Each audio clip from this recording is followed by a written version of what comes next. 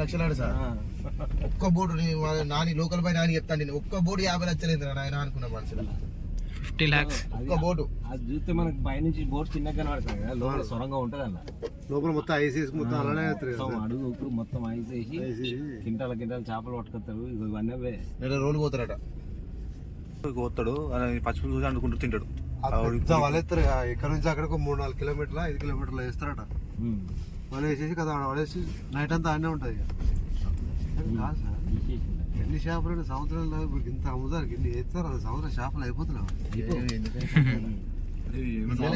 సముద్రంలో చేపలు అయిపోయి కదా, చిన్న సముద్రం సిద్దిపేట కొమర్సాడు అనుకున్నాను.